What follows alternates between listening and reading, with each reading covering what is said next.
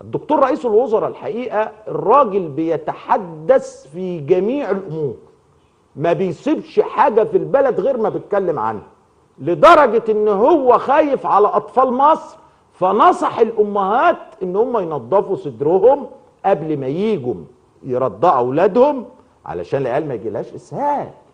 يعني شايفين الاهتمام لدرجة ايه؟ الاهم والاخطر انه اكد لكل مصر انه عارف كل حاجة في البلد وهو يعمل ليل نهار. عاش الدكتور هشام قنديل رئيس اعظم حكومة انجبتها مصر عبر التاريخ، فلا يوجد رئيس وزراء مثله، لقد عقمت النساء على ان تلدن بمثل الدكتور هشام قنديل. انت كنت فين يا دكتور من زمان؟ ده مصر انتظرتك 80 سنة.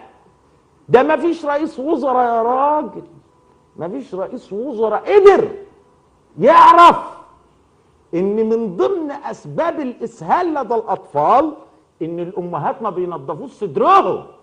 قال انت يبقى انت اذا سوف تنقل مصر نقلة اقتصادية عملاقة، سوف نتقدم عن الصين. واني اناشد الشعب والله ان ما اديتوا له فرصه، ادوا له فرصه يا جدعان.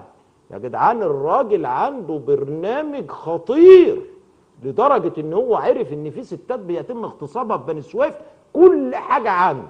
انتوا عارفين الراجل اللي بالشكل مع مراته ومراته بتغضب في اي مكان في مصر، الدكتور هشام قنديل عارف.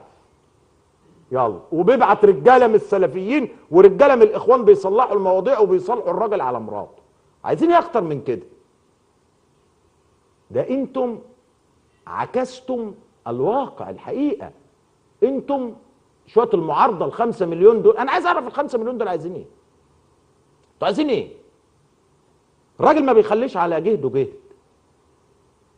اي واحده بتبقى غضبانه من جوزها ولا حاجه بيصل له، مش بيصل له خبر، هو بيعرف. ده عرف ان في الستات بتوع الفلاحين، عرف ان ستات الفلاحين وبتوع المناطق الشعبيه لما بيجوا يرضعوا اولادهم ما عندهمش ثقافه، فما بينظفوش حلمه الثدي، فده بيؤدي الى الاسهال. اكتر من كده هيعرف؟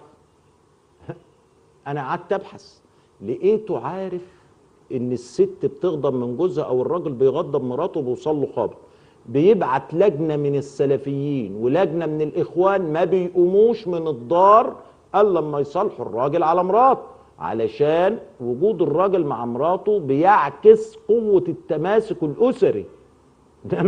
ده حاجه انتوا مش عارفينها. احنا كان عندنا تفكك اسري في عهد النظام السابق، وصل معدلات الطلاق الى اعلى نسبه معدلات في تاريخ مصر.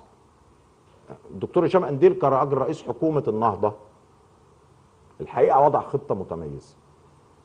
هذه الخطه اعتمدت على ما يسمى الخلايا المتواجده في المحافظات. الخلايا المتواجده في المحافظات شكلت خلايا في المراكز، والخلايا اللي في المراكز شكلت خلايا في القرى. وبمجرد ما يعرف ان في واحد زعلان من مراته في اي بلد، في اسوان، في اسكندريه، في اي قريه تابعه للبحيره، في اي حاجه، بيصدر تعليمات الى لجنه المحافظه، لجنه المحافظه بتدي تعليمات للجنه المركز، لجنه المركز بتدي تعليمات للجنه القريه، بيهبطوا على الراجل اللي زعلان من مراته وبيروحوا لنسيبه ابو مراته اذا كان على قيد الحياه، مش على قيد الحياه بيروح لاي حد من عمامه الكبار، وبيطلع على الراجل ويشوف ابوه اذا كان ابوه موجود، ابوه مش موجود برضه بيشوف الكبير بتاعه، وبيصفوا الموضوع في 24 ساعه.